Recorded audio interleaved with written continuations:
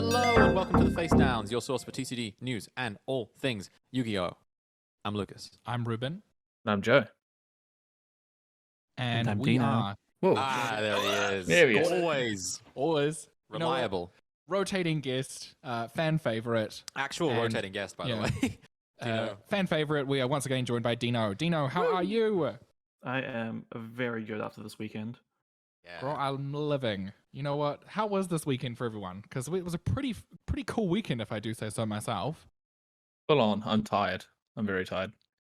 But it was really, really, really good. No, I think Greg put on two like really successful events. It was amazing seeing like 59 players from all over the country come down, and yeah, we all had heaps of fun. So Girl, I lived. 59 people was definitely more than I was expecting. For Dunedin, absolutely. And I So think what they're that, talking about is the regional that happened at Dice Jar Games this weekend.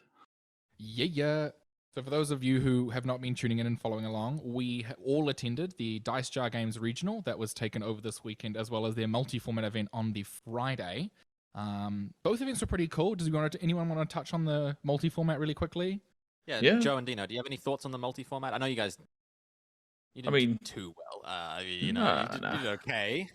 yeah, it was a 28 player event. So I was pretty impressed considering it was a Friday night, started at like 7:00.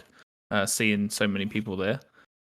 Me and Dino were actually the final of the event. So Dino was on Dragon Rulers and I was on Shadows, and it was a huge grind fest of a game, and I just took it out at the end.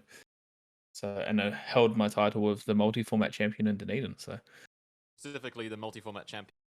in Dunedin, Playing only, Shadows. yeah, In two, Dunedin. both times, yeah. No, but I mean, we all love multi-format. It's a real like fun. You get like that kind of carnival sort of vibe. I mean, we've definitely spoken about it a lot on the podcast before. What multi-format events are like. You get all those weird matchups that you just never thought of. That would never happen. No, that just never would happen. And like there was some pretty cool players that were made by everyone. Like I saw like I think Scott played against me on Dino Rabbit, and he had priority and like used the advantage of like Dino Rabbit with priority. And we saw lots of Dragon Rulers. Summon Rescue Rabbit priority effect. Yeah, pretty much. Damn, Yeah, that's crazy. yeah, it was real cool, man. Oh Yeah. my god, did he summon a Dolka? Yeah, and a Lagia. It was great. It was That's nuts, dude. I know. I shouldn't be mean. No, no, but it was just like really interesting seeing like interactions between decks that never got to interact together. I think the final, just before it, me and Lucas were discussing like because I thought I was either going to be facing Fire Fists or Dragon Rulers, and I was hoping to get the Fire Fist matchup because I was like, Shadow will just walk all over that. And then we were kind of earn your title. had to earn it. Yeah, You couldn't have a free walk. It's obviously on stream, but is there anything from your match you'd like to point out? People go watch on the Dice Jar Games YouTube channel.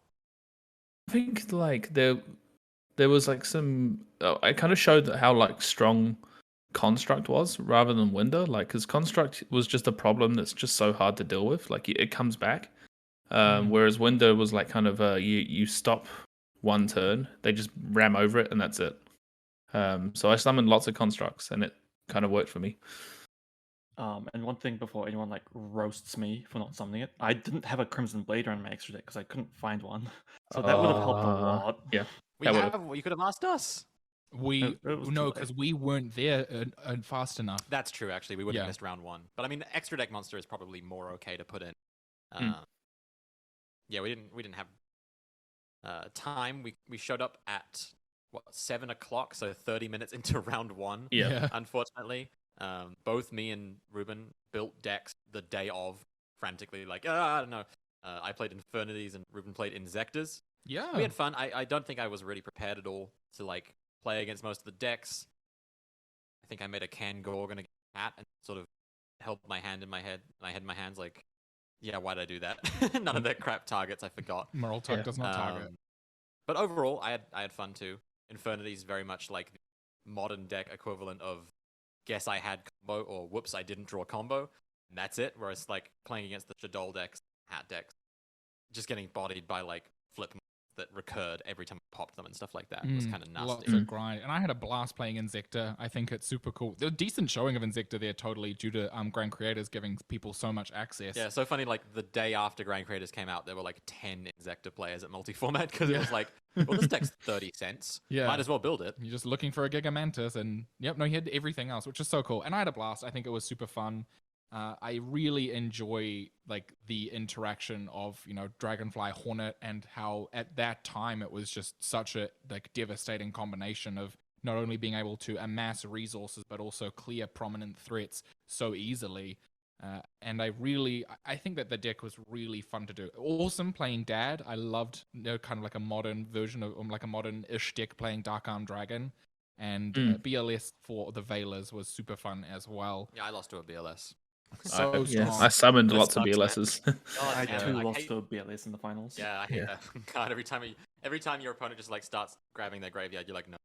Please don't banish them. Come Please on, don't man. banish. Please don't Let's banish. be cool. Please don't banish. Yeah, I summoned think Dark Arm a lot as well. Like in that Shadow build, it's so like fun to like manipulate your grave and get that Dark Armed out when it's with Eclipse Wyvern. So yeah, but no. Fear and balance cards. And it was Speaking also- of fear and balance. Oh yeah, it was also just last shout out. It was real cool. Like building all these multi-format decks. Like I had 4 of them, and like when I got to the event, there was 3 people that were like really keen on playing, and I was like, well, here you go. There's 3 decks right here. Just go for gold. And then I had like Troy, G-Man, and someone else. I borrowed some of the other Tallest Alliance decks I had, and yeah, that was cool. It was amazing. Yeah, I if you think wanna be such a great event. It says you want to be the most popular person at a tournament. Just bring a bunch of spare decks, and someone will want one Yeah, for sure. totally. And that transitions really nicely into the main event of the weekend, which was the regional for Dunedin. Like we said, 59 players, huge turnout. What are your guys' immediate thoughts on that attendance? It was impressive. I mean, and what was even more impressive was the amount of people from different cities. Like there was groups from Auckland, Christchurch, Invercargill, Timaru, Palmerston North, even one from like Hawke's Bay. It was a guy who had shown up at like some of my like local Palmy events, and I just walk in and he's like standing there, and I'm like, "Oh, hey man!" And he was just down there visiting his girlfriend and stuff, and had made the trip to show up. So like, yeah, that's what took me aback was how many people from different areas as well. Yeah. Cool. Yeah, so there was a pretty good turnout, and as such, we as commentators expected to see a lot of what we would expect from a meta pre-brand. So this was notably because New Zealand is a small island in the middle of nowhere.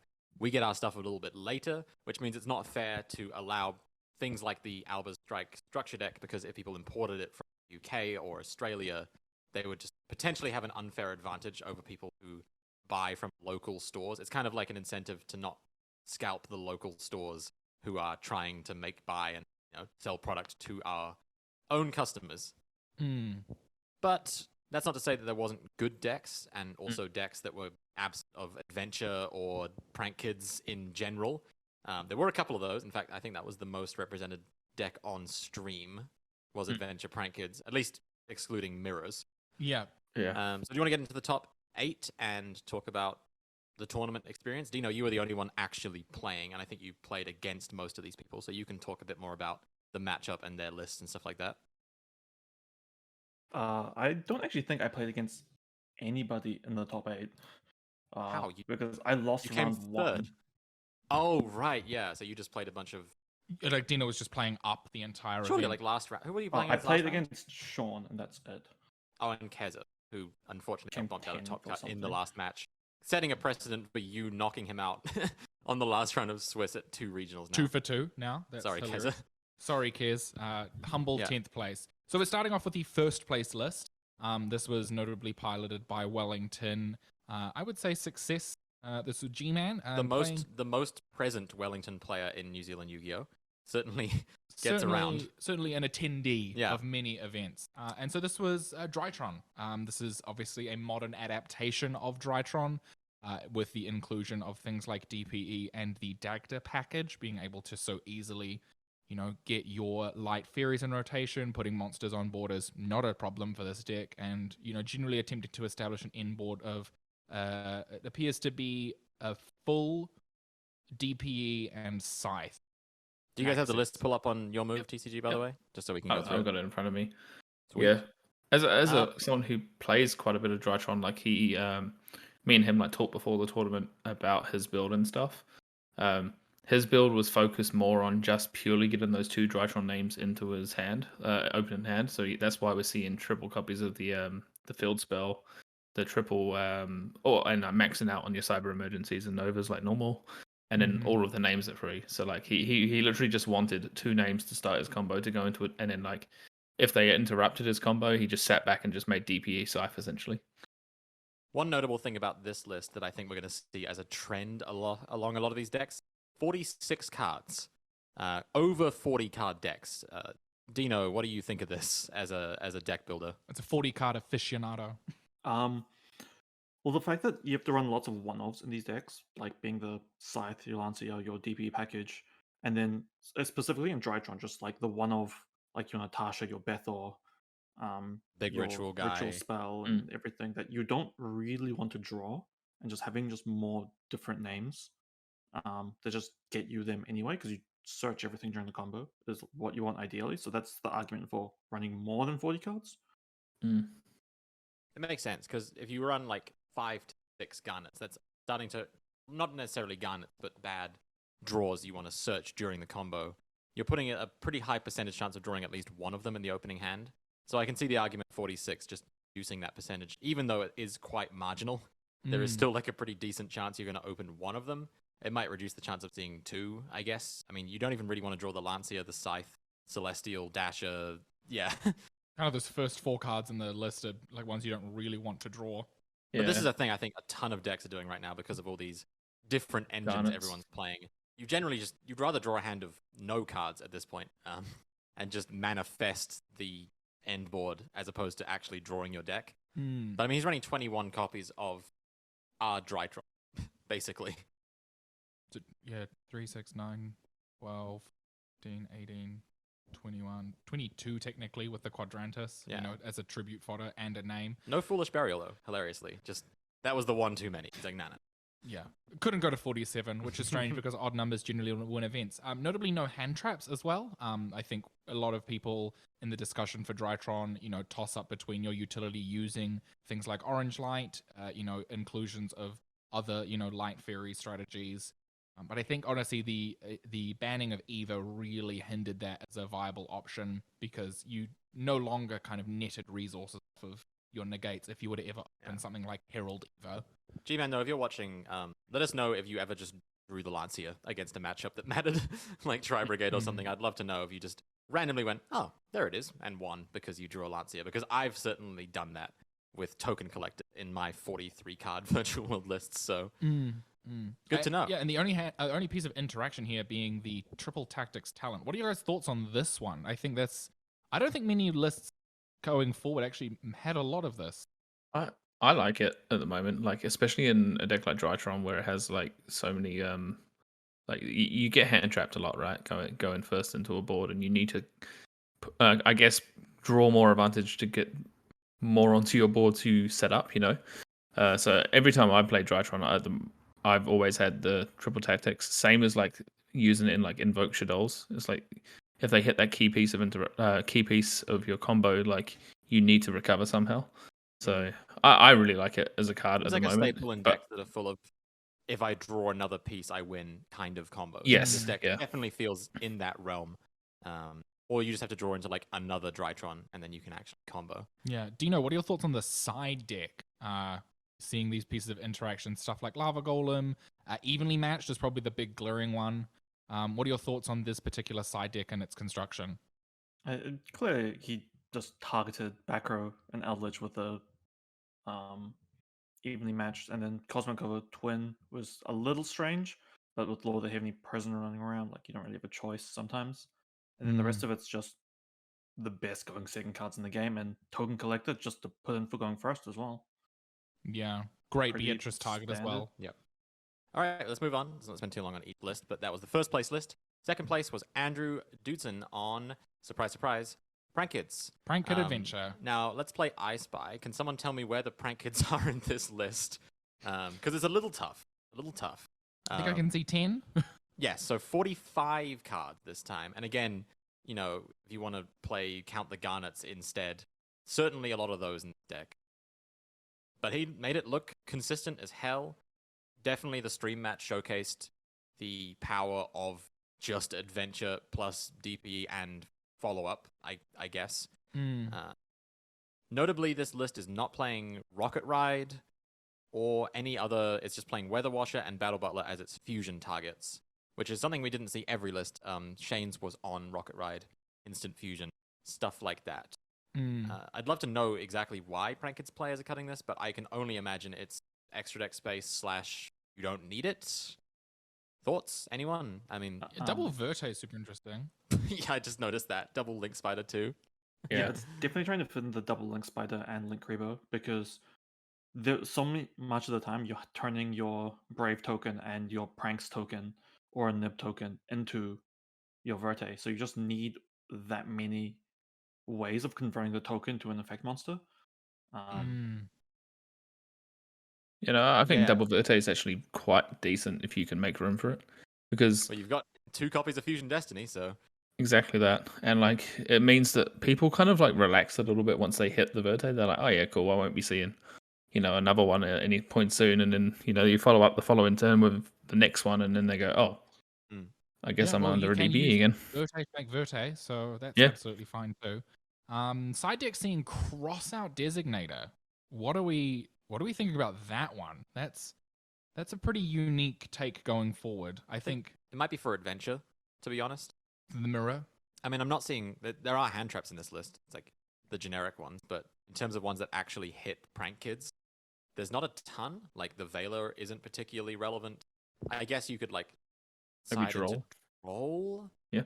I'm not sure. This deck definitely is a bit more greedy towards Droll. You have Small World, you have Soul's 2-card package. Obviously, Adventure also is a little bit difficult to resolve on Droll. I think even just like hitting your opponent's Fusion Destiny with Crossout this format isn't terrible.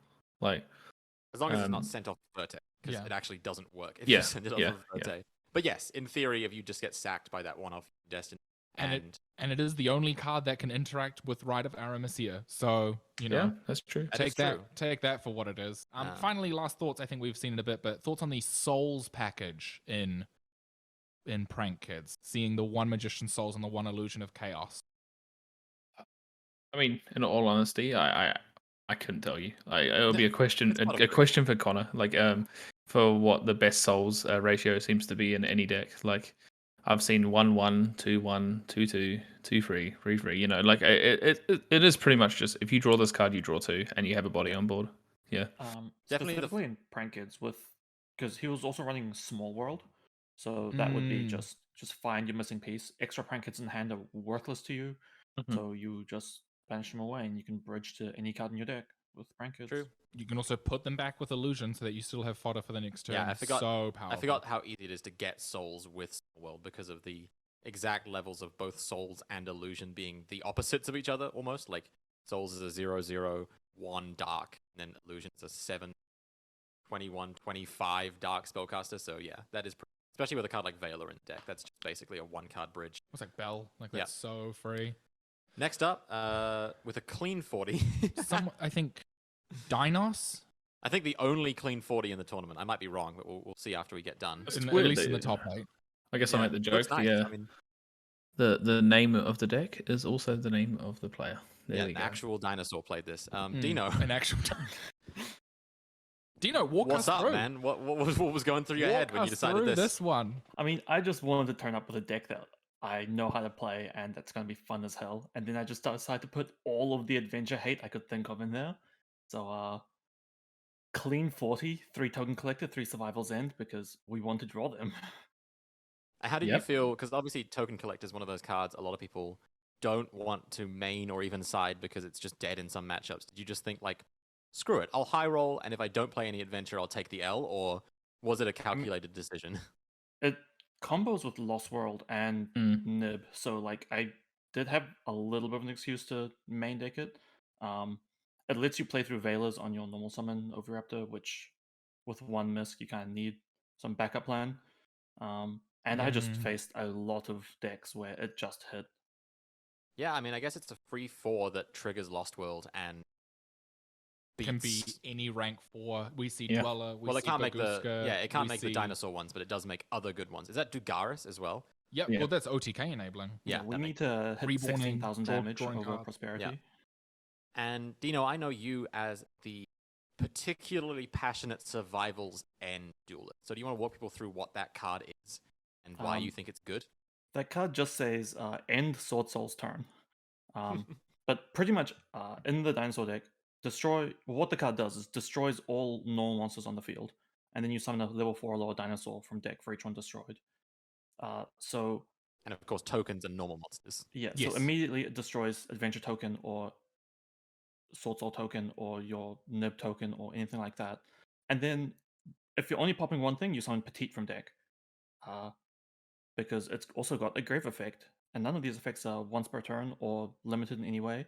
And the graveyard effect is destroy a dinosaur you control and one card your opponent controls. So use your Petite to destroy another card they control, and then when your Petite dies, it brings out Pancratops, and that also just destroys another card your opponent controls.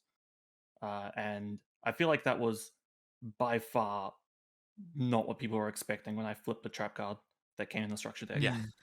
Just the endless conga line of dudes. I mean, Yeah, that's conga line of destruction. that's the power. I mean, it would only work in a format particularly full of normal monsters. And I think that's what you maybe identified with this list. And I think there was one other Chalice Lime list that was the same theory. The person who won that was on 3 main deck token collector, and they said the same thing. It combos with Lost World, and then also it combos with people who spent way too much money on an engine to make their bad deck playable. So yeah, good on you for coming top 4 with dinosaurs in a completely, I guess, unexpected way. Not a lot of people have kind of clocked that this deck is a really good anti-meta adventure deck. Do you think this deck would still be good in a branded format, or is it dead? Is it kind of on the cusp? If we had more Misk, maybe. Mm-hmm. You don't really want to be giving the brand deck more fodder on field to fusion with, though. So Lost That World is true. becomes a lot worse. Yeah, I guess it is just like Unless material they're for a Guardian specifically Chimera. bringing branded adventure, and then like True. it's a little better because Lost World, funnily enough, works if your opponent controls any token. They can only target tokens with card effects. So Mm. it does protect you from a lot of stuff. I guess that protects you from Alaba's Grave Effect. It protects you from a number of like some of the more The dramaturge. yeah, the... some of the more like kind of niche aspects of the branded But deck. also most of your protections during main phase only. So This is true. they can just play during any phase. Yeah, gonna be one interesting when thing that comes out. I'll quickly say is I'll apologize now to everyone watching the stream and to Dino that we didn't put this deck on in the last round. And no shade thrown at the PK mirror, but this would have been a lot more interesting to watch, I believe. Players Yeah. throw shade on the PK mirror. Oh 'cause they yeah, don't have time. even Scott, he like came up to me after the game. He's like, "I'm not watching that back." Yeah. He's like, "That was so horrible," and I'm like, Well, it's "Yeah, I even worse than mean, this lethal, but yeah, it is what it is. We'll actually talk about his list. Did make top 8. And interesting to see Phantom Knights do well because I feel like that hasn't happened a lot. And I don't know, maybe we can get into why we think that is or what we think is actually still valid about the deck in a meta where Prank Kid seems like it's emerged adventure deck. Non-pile adventure deck. But speaking of decks that aren't playing adventure, DPE Tri Brigade with birds, 43 cards, because why not? Again, just so many bad draws. Even the DP stuff alone is just so ass to draw that I guess if you're playing it, you might as well be on more than 40. Yeah, piloted by Drew Double Starlight Garrick. That's true. He did win the prize pack challenge, I guess. Pulled 2 Starlights out of what, like 12 packs? It was insane. 19. Yeah. So this is pretty interesting. I think not a lot of people expected this. Apologies to Drew for not bringing you an adventure package that we thought we were supposed to. But that's true, but it worked out. All, it worked out for you, it seems. You didn't play him, did you, Dino? No, I did not. Okay, we didn't save him from getting bodied by dinosaurs if he had the adventure package. I believe Drew was on stream. So he was, yes. Yes, he was. And he won. Yes. He won, yeah. What are your thoughts on this? I mean, a lot of people thought this deck was dead once the Simorg stuff went and the recital went. Do you still agree with that? Or? No, I mean, what we saw on stream was that Tri Brigade Revolt is still a card that if you resolve, you generally just win the game. Shiraig's an answer to almost everything. Yes, it is a little bit weak to like a Lancia. That's probably like the one silver bullet that kind of destroys this deck. But apart from that, like it hasn't really lost its gas. The only thing it's really lost is the instant, set up your bird up board FTK. But I'll let Lucas talk a little bit on it being, an ex Tri Brigade player. Extra, well, see about that. We'll see. When Branded comes out, I think this deck is actually kind of gas again. Mm. But for now, I found the birds a little tough. I do think they're good. I also think it introduces a variance to the deck that it didn't have previously. With the Zodiac build, it was just like, well, every one of these Zodiac is a Zodiac. Need I say more? And definitely, I think the absence of 3 tanky has driven people towards the bird list. Because the thinning ability of Bird Call and the ability to sometimes grant essentially a double summon is kind of huge. Seeing here Prosperity definitely reads to me like this was quite heavy on the DPE stuff, which I don't blame. I mean, we saw on stream how many times DPE was summoned. I think we tallied in the end around 22 times on stream. Yes. So. And DPE, I think, if we go through all these lists, I'm pretty sure besides you and Kezadino, every other list was on DPE. Now, was it good? Is interesting. It was definitely Powerful. It was definitely present. We noticed a lot on the stream that it still seemed like whoever summoned DPE first was at an advantage. I think except only against Phantom Knight Mirror, but that's because Scott just went Verte past turn 1, and Sean just had Fusion Death plus combo, so it was a zero-sum game there for Scott. He was so far behind from the start. But generally, like, a DPE didn't really beat a DPE, and it felt like the decks that were a little better at playing under DPE were just doing a lot better than the decks that were funneling into DPE.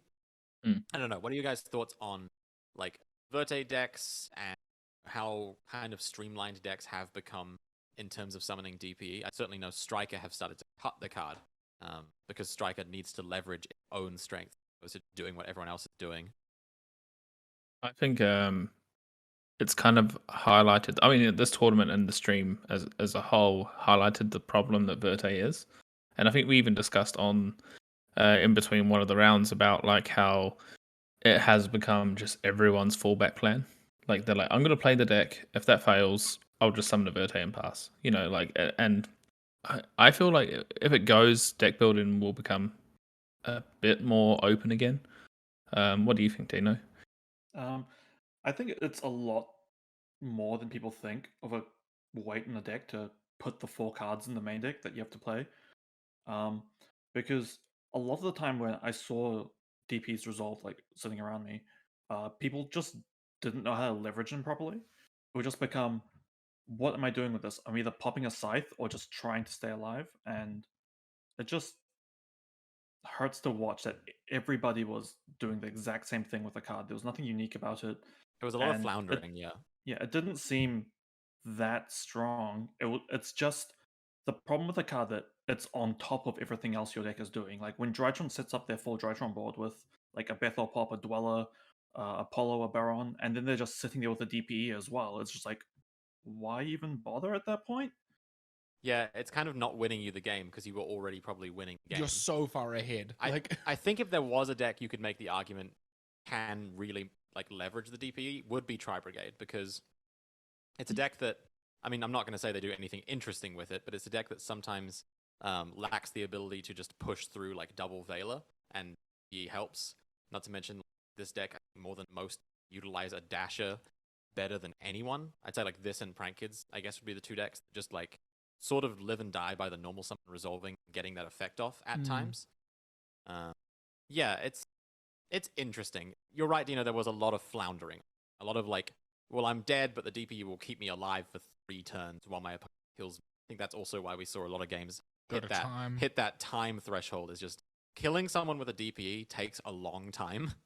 Yeah. And that double draw off the Celestial like kind of gets you back into the game, but it's a bit of a false hope because you're top decking against what is usually like a fully established board. But I do think Tri Brigade is actually capable of just going, you know what, in this simplified game state, here's a Fractal. Oh, you stop that? Here's a Nerval, Shureg, Hill, Axis. and I think this deck, if anything, probably highlights why Verte needs to go if we are going to be free of this curse. Moving on, we Top had Phantom Knights. This is Scott. was on This was the feature match for the final round. Also, is this also 40 cards? The thing says 60. This does not look like 60. I think that is 6. No, it's not. So it's like 44. Unless there's just like 60 cards cut off of the screen. But no, this is fairly standard adventure / DPE. I mean, all the same culprits that we saw from the other adventure deck. Like, we're playing more cards just so we don't draw the cards we don't want to draw, and then hopefully search, plus a bunch of hand traps and some cards that get you to a board.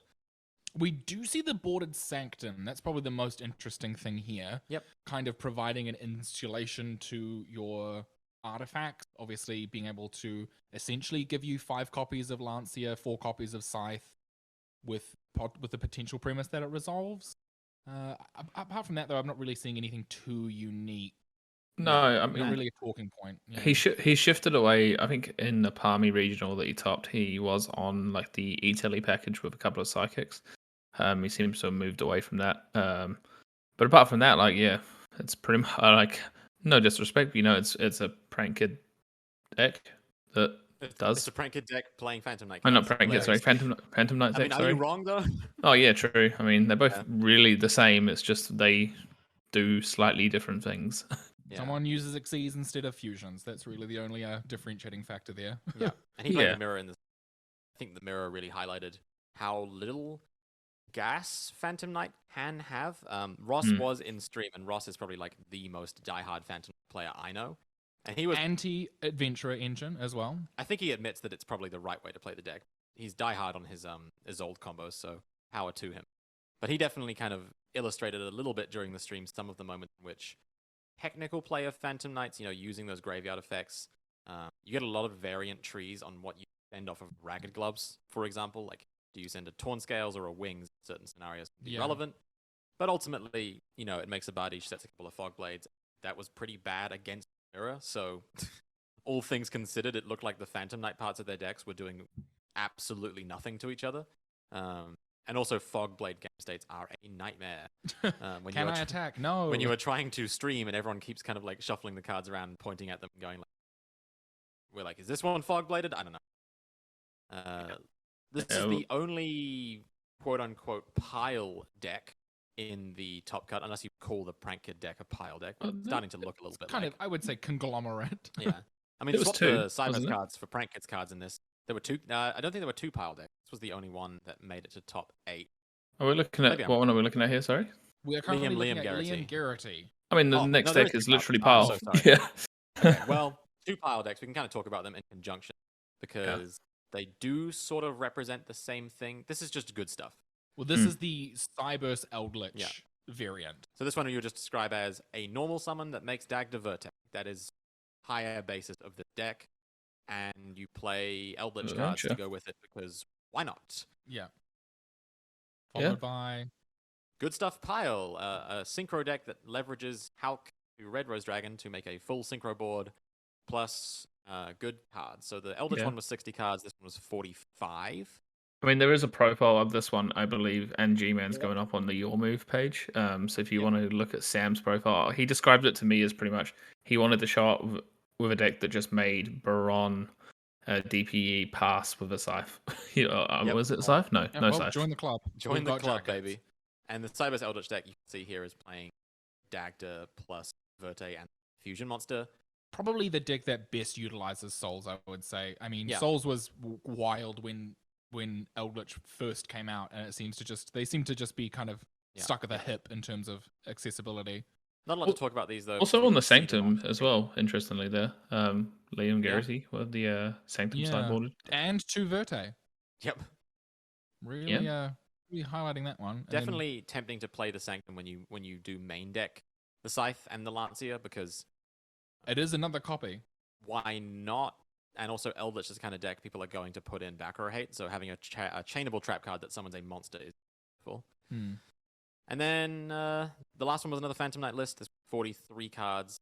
I don't think it was particularly different from Scott's. Definitely watching it on stream, it looked like they had about the same Yeah. stuff. Neither of them were playing a rank 4.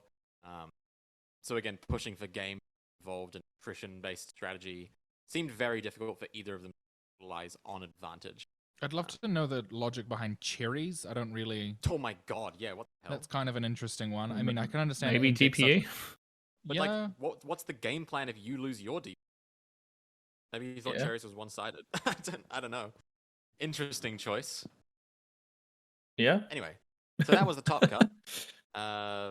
Dino, you were in it, so I guess you want to talk a bit about like your thoughts on this format leading into branded. Anything's going to change, dissipate, stuff like that. Well, I've been watching the format for a while. I haven't really been playing too much just because I am sick and tired of, even from last format, just Scythe DP everywhere, and now with Yep. Adventure being everywhere, it's just so many cards that just homogenize what every deck is doing, and I just feel like it's lazy deck building, and if it wins, like, sure, play it, but it's just not very inspiring to new players when they try and come into the game and they see everyone's just doing the same thing in a different way. I mean, we've talked Yeah. at length on the podcast about homogeneity and why it's certainly turned me and Ruben off of the format.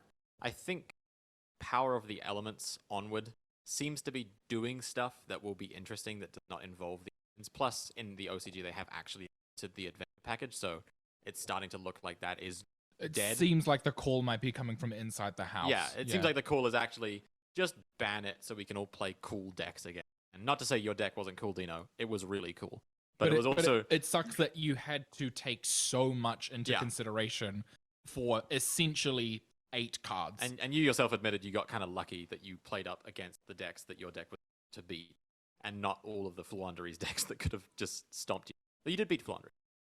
Yeah, that was also just real dumb luck. The top card of my deck's the best card, and it was Dark Hole twice. Yeah. We've all been there. So I think I guess briefly, yes, John? after the tournament, Skeggs was like, Dino saw Dark Hole twice against me, and he just like set. Apparently, you set your baby. For reference, Skeggs was playing Flawanderies at the time, and he said that Dark Hole like completely blew him out. It's Yeah, so so- powerful. Setting bypassing the field spell, and he searched the counter trap and just set baby Dark Hole. Just completely turns off every piece of Yep. interaction he has. Yeah, I Nasty. mean, that's the funny, like all these like, DM staples that people were scared of becoming boogeymen in the format, really just highlighting that a destroy all monsters on the field effect is only just cutting it. Like Yeah. No, You right, know. Geki, because Dark Hole's better. in Dinosaur, I would agree. So I guess in that, I wanted to move on because we had a really interesting conversation after the event, Dino, about misplays. And obviously us streaming were a little bit shady, but perfect information. But I think as well, could definitely identify some instances in which people were throwing away wins with just some questionable plays. So to kick things off, Dino, you kind of brought up an interesting one, and I guess we could jump off of what exactly you mean by a misplay. If you want to talk about that. Yeah, a interaction misplay you as had, in yeah. you have multiple lines to perform, or like multiple options available with the cards in your hand, and taking the wrong line will just lose you the game on the spot a lot of the time. And I experienced that firsthand. In the first 2 cards I played in my first match, I missequenced my chain and I lost to a ogre as the only card in his hand that What exactly it. happened? Do you want to run us through the scenario?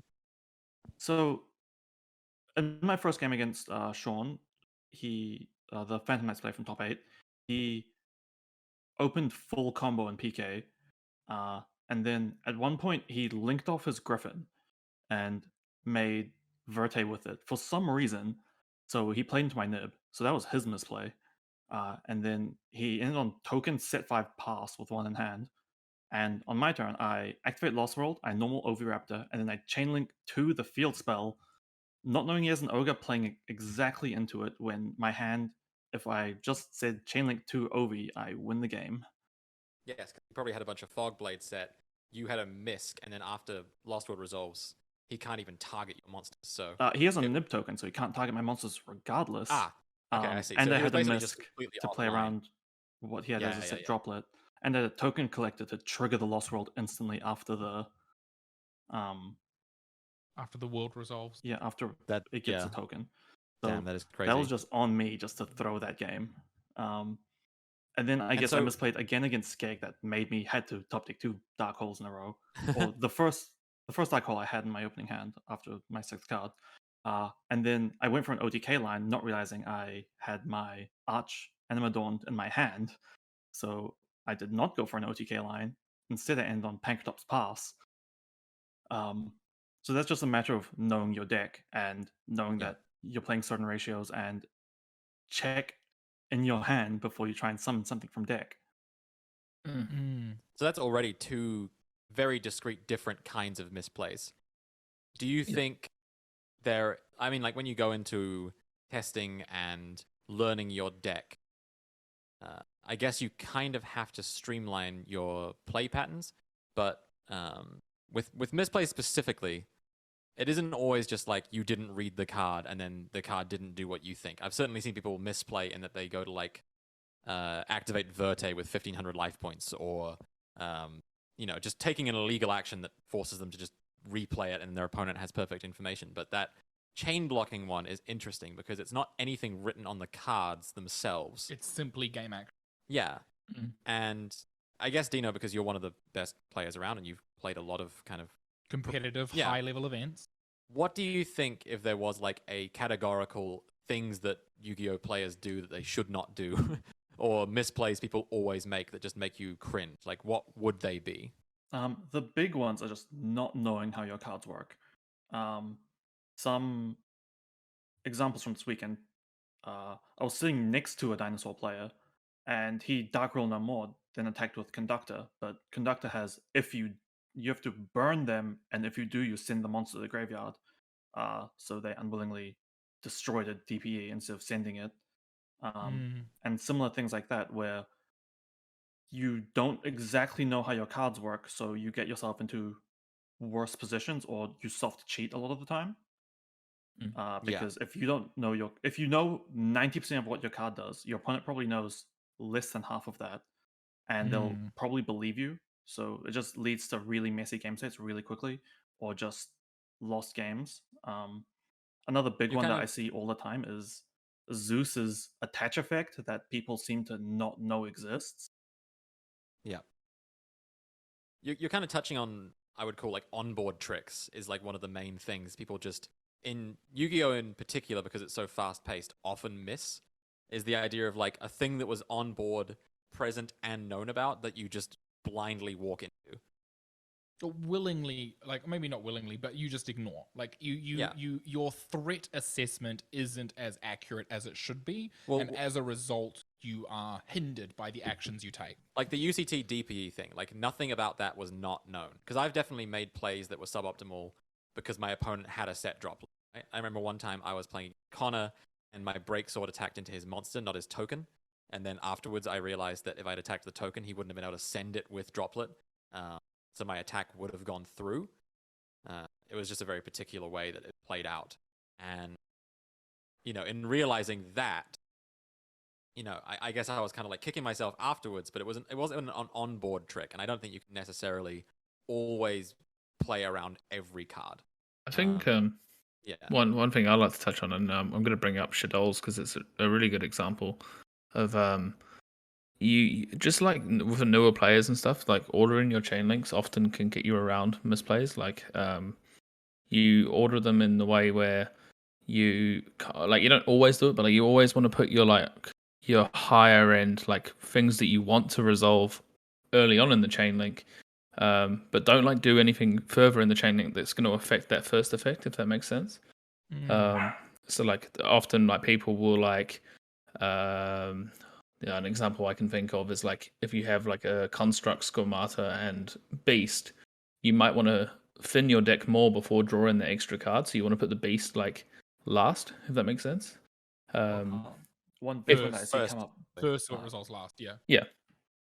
With chain links like that. One big one that I see come up with newer Fluanderies players, where they chainlink 1 token, target their banished bird, and chainlink 2 banished bird add itself to hand, and they do not get their normal summon. Yeah. Right, yeah. So And again, that's super important. Those can be game determining. yeah, those onboard kind of interactions that, again, we're not always playing around. It's possible in your case, Dino, like you should have played around the ogre, I guess, is what you were saying about that misplay earlier, because I think you analyzed afterwards there was not a single other card that you cared about that he could have had. Yeah. Which I think is a little bit more, because we've all gotten used to like when you do Shoereg Chainlink 3 kit Chainlink 2, like you chain block your searches most of the time in Tri Brigade because why not play around it? I'd say that's pretty good practice in general. but if you need the summons from deck, you always make sure that they're protected. Yeah, but the next level is that analysis of also what do I lose to? Yeah. Right? And I think that comes from just experience. Absolutely. And reading your cards, but also like knowing what your opponent's deck does and what they could possibly have left to interact with you. Because again, if he had an Ash, you had a Misk, right? Like it didn't. Yeah. It never mattered if he had an Ash. I guess another common example of that would be playing the Prank Kids deck. Like if you don't ignore an adventure, if you normal summon your Prank Kids, you make your first one and they don't Ash it, right? You then summon your one and then you go into a Doodle. You're not going to put Doodle on Chainlink 2 because you know that. Well, you put Doodle on Chainlink. You set it up so then it's not susceptible to the Ogre, just in case if they don't have the Ogre, because they obviously would have ashed the first one. So it's just little things like that, like reading the game state and going, right, this is how I need to order it because they haven't done this to me, and I don't. But you have to make those reads and calls at the time. But yeah. And that takes time. That takes time, that takes skill, and that takes practice. I really don't think that I could ask someone tomorrow, go, well, conduct an accurate threat assessment of what your opponent may have. That's a bit of a high ask, but in terms of like your deck and your strategy, I think anyone who's out there wanting to kind of better themselves as a duelist, potentially strengthen their ability to give their deck a bit more resilience, is just simply understand how your cards interact in so many different facets. I mean, on podcast, Lucas found out you could add right from grave to hand using Enchantress. And some people come to us as like pieces for information, and we learn stuff every day. Yu-Gi-Oh is always changing and ever changing. There's never a scenario where this card is kind of solved as it comes out. I think, you think of older cards, or like the further back you go in history, the more you're able to understand particular interactions. But what we're seeing in this regional and upcoming is a lot of new cards. We're seeing a lot of new cards and new strategies. And I think the most effective way for people to conduct themselves and see success is really capitalize on the learning you can do when you get cards in your hands. For sure. One other type of misplay that I'll quickly touch on now, and also like kind of talk about how you can resolve that issue, is like we saw on stream a couple of like panicked plays, I suppose, where like they do something and completely forget about the other thing. Like we saw an imperm and then it went to grave and then he couldn't shift her. Just little things like that, but also like just making your plays really fast at the start of the game when you're like, I guess, you draw your hand, you just instantly make your first play. And the first thing that Peter Bird said to me when we were like playing games over and over and over again, when I was like, I would consider myself like just an average player back then. Like he said to me, look, just draw your opening hand and just look at it for like a good 10 seconds or so, and don't make a play. Just like think about what your hand is and how you need to like play the hand. Don't just go, oh, I drew my best card that I need, play that. Like that. That's often a mistake newer players make. So. Yeah, that's a good point. There's a Magic Online. I know I keep talking about Magic on the podcast, but it's really interesting. Has a timer, right? Like Master Duel. And I remember hearing someone talk about, because they did Magic Online tournaments, and he goes, why would you not use the whole timer every turn? Because unlike real life, you have like an actual set amount of time. And he was just kind of talking like sometimes your turn is easy, but if you have a difficult choice, they would use like 6 minutes because the timer would go for ages before they made the choice. And it is true that sometimes in like the last 30 seconds, you realize like, wait a minute, that's dumb, and then change your play pattern. I'm not saying spend 6 minutes taking your turn in paper. You will be swiftly judge called if you do. You will, but you don't have to just, if someone makes a play, you don't have to respond right then and there. You can say thinking. You can indicate that you have an interaction or not, if you want to bluff, before actually making it. Because also, I've seen time and time again, people go desires, and someone just slaps an Ash down before cost is paid, right? No reason to do that. Absolutely no reason to let your opponent know you have a response.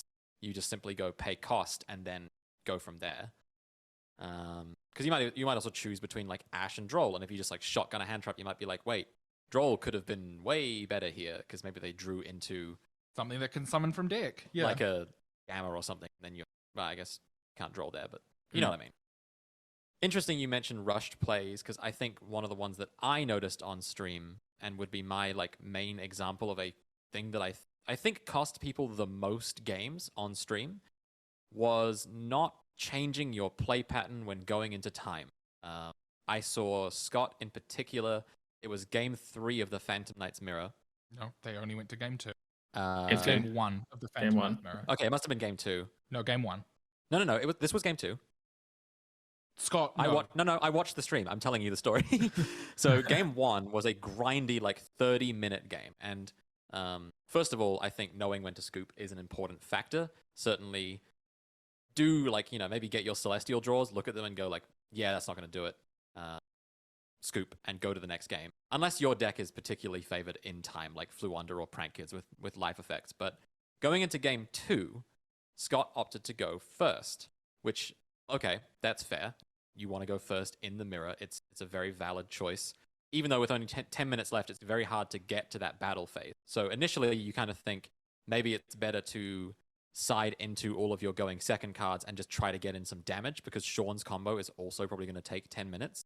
And then it got to the end of Scott's combo. He kind of like autopiloted through the Phantom Knight stuff. And then you just see him hesitate as he makes a Verte with 2.5 minutes left on the clock. And at that point, you just kind of think to yourself, that's it. He did end up winning that game just because Sean's hand was particularly bad. But certainly if Sean had drawn a more playable or grindy hand, that life point cost of Verte would have just won him the game out of nowhere. And the same thing happened to me against Pile Eldritch. My opponent went first in game 3 with not much time left, got to the timer, and then goes, crap, pass. Didn't even use Verte. And then I was able to win because his board did nothing with a burn effect in time. And I certainly think there is some value when building your combo deck to know what you should do in time, especially if your deck doesn't have a native way to just like scum in time, like Natasha in Drytron or Prank Kids just natively altering life point I totals. potentially avoid the term scum because you are taking actions and, cards have effects and, they are printed on the card for a reason. I think the term scum or like, a scummer win in time has got a very negative connotation, but sometimes it's just your deck's play style. Yes. Like Prank Kids cannot help that their effects also include life modulation. Yes. Cards like the Fluonderies, they will just have modulation. Why? I don't know, but they are printed on there for a reason. I guess I say scum in the sense that like there is a play pattern that involves making games last longer on purpose. Certainly if you're like winning game 1 in Prank Kids, it's in your best interest to make that game 1 last as long as possible. Same with cards, decks like Sky Striker, where a lot of the time I see Sky Striker win matches because game 1 just took 37 minutes. And that's kind of on the opponent for not scooping, for sure. Absolutely. What do you guys think? Dino, what do you think about like strategic concession? Is this something that that was something that new to you in terms of like avoiding the misplay of continuing to play a losing game? Definitely as soon as I think I'm losing a game or that a game's lost or there's nothing that can win me the game, I will scoop and try and get to the next game as fast as possible. What do you identify as that sign? Because a lot of the time it's hard to tell. Like I was saying with the floundering DPE stuff, it can feel like you're still in a game that you're not in. It really depends on the player I'm up against, to be honest, because I've definitely won some games that I shouldn't have won just because I stuck in there. But that's because I had like one tricky play up my sleeve or something like that that they were not expecting. But a lot of the time when you're like facing down like full Drytron combo or like you look at your hand, you've got like 3 Prank Kids and nothing else, like some cards you can activate but don't get you anywhere, and then you're facing down, your opponent activates Alpha tributing Zeta, you may as well just go to the next game. At that point, you're not winning. If you know they're a good player, just assume they're going to do the full thing, and there's just no point sitting there for 11 minutes watching Drytron assemble lethal. Spin their wheels, yeah. Yep. Yeah. And again, we saw, G-Man as well, like, against the Dinosaur player on stream was not, it didn't take long because the Dinosaur player bricked. Okay. But I think his last round against Dudson went to time. And again, I don't think any of them were slow playing. It's just that deck takes a long time to kill, and that's I the would, native Yeah, factor of that playing game combo also deck. went to time with dudes and scooping up game 1 instantly to Alpha Zeta. Jesus, Yeah. I mean those were two very grindy decks. So it I, makes I would sense. argue with the when Jackson had his game against G-Man, that probably like as Dino said just before, like he opened, I think it was like the dasher and the driver in the opening hand while G-Man set up full board, and I think he potentially could have saved himself a lot of time. I know it didn't matter in the end because it wasn't 2-0, but he could have saved himself a lot of time after he saw the alpha gamma play, and then that was it. He could have scooped straight away because he knows that he's not going to break a board with one card. Yeah, for Although he sure. did have the Dark Ruler no more, so I assume that's probably why he's stuck in. Also, if it's like if you're down a game and it's game 2 or 3, like just play it out. Like there's no reason to scoop. Yeah. Like absolutely Oh not. yeah, Unless yeah. If unless you've got you're something to like play for, yeah. dying to go to the bathroom or really want to get lunch, just there's no reason to scoop it up early if it's like going to be the end of the match. The That's a other benefit, I suppose, of scooping game 1 early is and it only really works earlier on in a tournament, but you give your opponent no information on what you're playing. I actually, I that's don't quite strategic. I don't necessarily agree it's only good early on. And that's just because sometimes you have like a set droplet in the main deck or something. And I see people like just activate it and then lose. And it's almost like just don't let your opponent know you have droplet. Just don't let them know you have, even though they know you're playing Tri Brigades, they will now be playing around droplet. And I think that's a relevant thing to keep in mind as well. Yeah, known threats and known quantities are certainly something that, people misplay against all the time. You can sometimes so easily play into it and you don't even know because you're just kind of spinning your wheels and, you may have seen a droplet game 1 and went, oh, well, they won't have it. But if there's a set back row, you don't know that, And I think going on Dino's point as well, assessing the player, I generally will just test them before scooping. I know this kind of goes against what I just said, but sometimes it's like, just like try to interact with them, and if they just shotgun a negate and then maybe like open themselves up to you getting back into the game, then you can just go. But if you just see them ignore it and go like, that doesn't matter, I'm not going to negate that, you go, yeah, next game. Like you know what you're doing. I'm not going to scum a win out of, well, not scum, but I'm not going to like trick you into losing. I definitely think also you have to analyze, does my deck lose in time? If your deck plays Verte, you are way, way more incentivized to make sure that when you lose quick. Because you know that game 3, if you opt to go first, say you won the die roll, you have to have time left to get to battle phase because your Verte will kill you. Something I learned firsthand, I didn't play much Drytron, but that was certainly a factor in that deck, was the Verte killed me in a couple games, and it was very frustrating. Super interesting, yes. You are a judge. Mm-hmm. A good player and someone who has been kind of overseeing a lot of the tournament play in Yu-Gi-Oh! What would you say you have? What kind of misplays do you think you see that make you cringe every time? I mean, you watch a lot of striker players and kind of can see procedural errors that maybe others don't. For example, in a deck like that, do you think there's anything in particular you think people aren't doing that they should be doing? I mean, from a technical standpoint or like from a gameplay standpoint, you should both be recording your live totals. That's kind of a given. And I would also advise setting a personal timer on a watch if you are wearing it. If you do go back and watch the stream on Team Dice Jar, you see Dudson has a timer set, and that's a personal tracker. You are aware of what time is at all times. You are not just sitting there constantly flicking, because asking how much time does that take? That's 10 seconds you've just lost. So really capitalizing on your time that you're taking. In terms of player mistakes or misplays, it's not really too crazy. I think we've kind of covered a lot of them. For me, it's really just card knowledge. Like, what about sequencing? Striker, I think, is a particularly good deck to showcase sequencing and how that matters when it comes to play patterns. Yeah, I mean, it's not really anything that's, I hate to know, but in an ad lib or like impromptu conversation, but really, we've kind of touched on a lot of the problems. Like, your sequencing is so important. Knowing what your cards do is so important. And if you're able to combine those two together, you truly are going to be one of the most successful players. You understand your cards to the greatest ability, and you are able to maximize on every single effect. I really think that it's just card knowledge, and it's what separates the good players from the great players, knowing that your card's able to do something in addition to it. Yeah. With the revisions coming into play, banishing cards out of the grave before they would resolve, removing things from the location in place of their trigger. There's so many different pieces of interaction and game rules that people may not be aware of that will win you the game. Like, they just do. Did you watch back the Sky Striker player on stream? No, unfortunately, I did not have time. I was standing for 6 hours. It was against Aaron, and I think the thing that made me want to talk about this was their game 1, Aaron went first, as Striker generally makes them do. And he set up like Baron, Chi-Zhao, Blackout, a random set, and I think he had like an Ash in hand, or like 2 cards in hand. And we watched the Striker player go Widow the Baron, which we agreed with, and then set 2 cards and then activated Mystic Mine. And sort of like went to proceed, I guess. He had like a Ray and a Fusion Destiny as well. His hand was very stacked. And we were kind of commentating and going, wait, that Mystic Mine actually locks Aaron out of the game because Blackout has to pop 2 cards. There was a known Blackout. And it's maybe in the Striker player's favor to sequence it that they just hold all of their cards in hand and just go Mine Pass.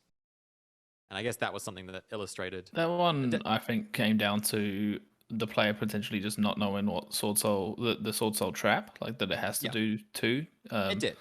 Yeah. But there's certainly an argument. And that's card knowledge. There's certainly an argument, that another Striker player may have gone for the Fusion Destiny first, or maybe would have gone for the Ray first before using the Mystic Mine. And I guess those really impact the eventual state of the game, because maybe if you go for the Ray or the Fusion Destiny first, it prompts the Blackout, and then you can kind of establish Mine and back row free from fear of the Blackout. And I think those decisions also, maybe not necessarily misplays, but certainly I think goes into that rushing your hand out, maybe not analyzing which card works best before the other one. To turn this into like a misplay lesson, it would be whenever your opponent searches or summons a card that you're not 100% sure you know what it does, ask them to read the card. Or That's a read good the point. card yourself. Absolutely. Because if the Striker player just read the Blackout as he searched it, you would, and just read it well, not just see it pops 2 cards. Just make sure it pops exactly 2 cards. Or any Look of for that. Or like That's if you're in the Book of syntax, Moon, right? like had to tribute, you have to pop one of your own face-up worms. That could have also been a way to play around. Just there's multiple ways to play around each card, and just knowing exactly what a card does lets you not make mistakes. Yeah, public knowledge is your friend, and Neuron is allowed to be used in a competitive environment. So That's true. To those listeners who are unsure about cards and their effects, you are allowed to use Neuron in its card search functionality. Yep. To ensure that you are being told the correct version of a card. Because someone could say, "Oh, this pops a worm and 2 cards on field." That's not a description of the card. That syntax that Dino mentioned, and I think you said as well, is super important. And this is something that I would not recommend you do at a tournament, is pull out Neuron and then start like getting a thesaurus and really trying to dig into what a card does. Yeah, don't try to rush an English degree. Certainly, there's a separate skill in Yu-Gi-Oh that is reading cards. I know people joke about it, but the skill right there. But the skill of like looking for words like up to, looking for words like target, looking for words like send over tribute, looking for does this effect resolve as one effect or is it A then B?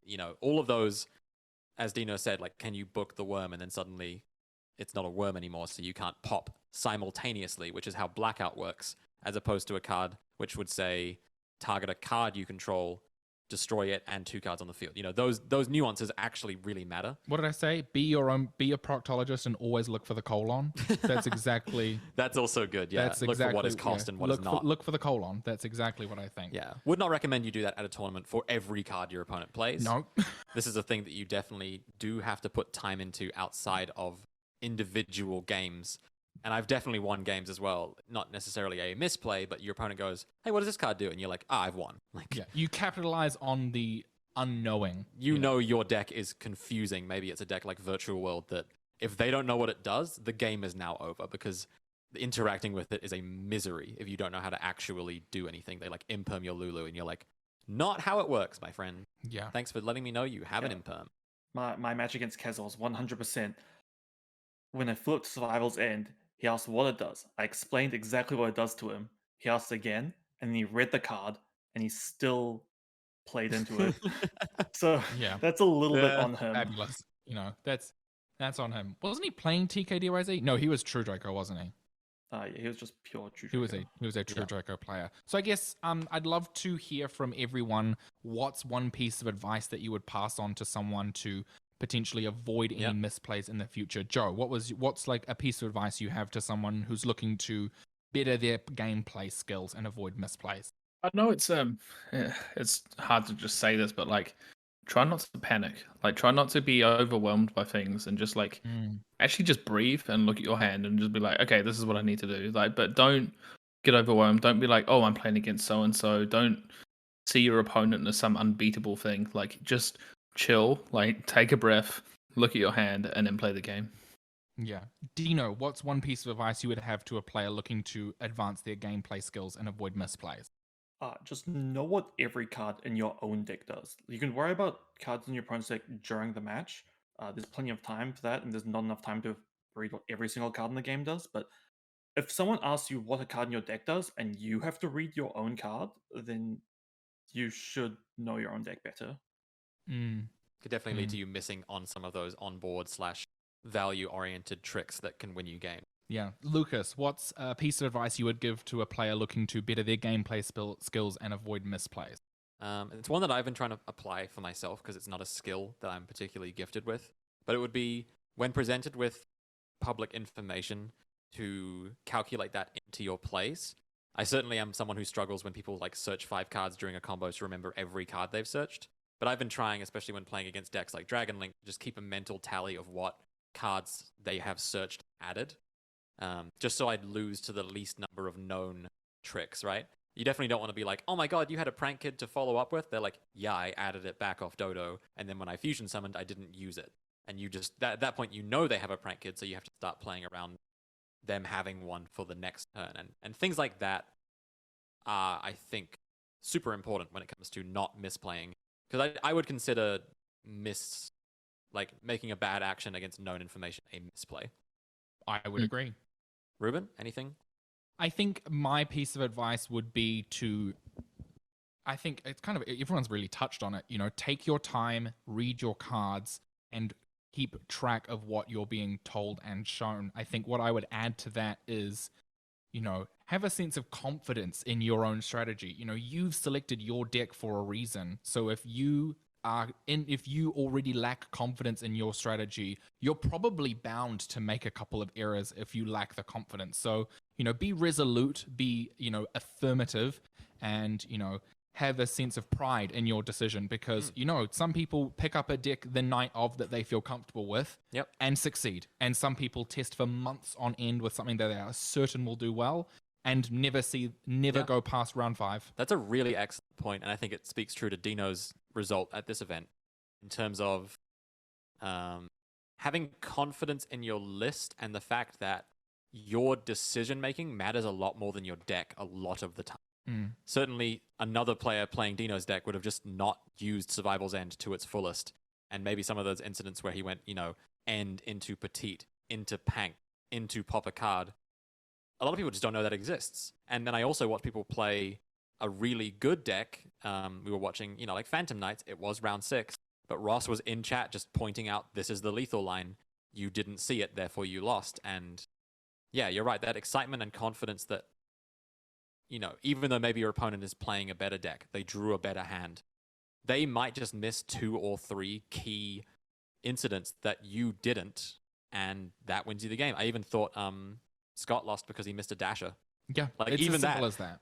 Like the decks were even. They both had resources. The dasher mattered. Sean remembered, and Scott either didn't or didn't think he needed to. And Ross pointed out in chat he would have had lethal with the Veiler in his hand if he hadn't used his normal. Like that's. It's so funny that Yu-Gi-Oh is like this extra complicated combo game, and yet those decisions are actually what win you games. Simply known quantities. I guess final thoughts. With Bay Dragon Regional coming up this Saturday in Auckland, does anyone have any initial ideas of what they think will succeed at this event? Depends if the branded structure deck is here or not. Depends if branded is here. Yeah, if it is, that deck. If it's not, what we currently have in the Dunedin one. Like, I don't see a lot else changing. Obviously. I mean, I'm putting faith in whatever I choose to play because apparently at this point I have plot armor for regionals. For regionals, for specifically deck box prizing regionals. That is, yeah. Lucas, any thoughts? Me, baby. I don't know. I think at this point I'm at the point where the point is the point, and and that's that. No, I'm definitely just gonna choose a deck, and as long as I like the deck and I like playing it, I think it's a good deck. And so I think most players will be on the same page. You know, picking a deck that they like. If they're a good player, I expect them to do well with it, so long as it isn't, you know, hot trash or like some trend of the week dueling book deck that probably isn't actually good. Yeah, you know, could be anyone. Could be anyone. Could be anyone. But couldn't be me. Yes, definitely. Whatever everyone wants to play, I think, is the best deck right now. Yep. Yeah. What about you, Ruben? Well, what do I expect? Gosh, I don't really know. Madolce. Yeah, you know what? I hope David shows up with Madolce because Earth Fairies are pretty cool right now. I think realistically, something with adventure will do quite well. I think Something with DPE. something with DPE, something with adventure, and something with a scythe. You know what? I think check the box. lastly, I'd like to just shout out Greg for putting on 2 really, really well run events. And the stream came like I was real happy to be a part of the whole thing. The stream I thought went pretty well for the most part. Like we had a couple of little audio hicks and a computer that almost went up on fire, but apart from that, like yeah, no, it was a really cool weekend. Everyone was like happy after the event. Everyone enjoyed themselves after the event as well. We all caught up a few houses and other things, but like yeah, no, it was yeah. Everyone's come away happy, and I mean, I know the group that came from Palmy, they're like, yep, when's the next one? I was going to say, I'd like to thank you, Joe, as well, because that Palmy crew, I think, is almost entirely your endeavor, you know, getting that community together and making you feel welcomed, fostered, and you run the events there. And it felt like a really nice energy coming off of all the Palmy players in particular, and the Dunedin players. Pretty much everyone was on a good buzz. But yeah, it was. You know, staying with you and the Palmy people and just seeing how close you've become kind of reignites that, oh man, I really love playing Yu-Gi-Oh!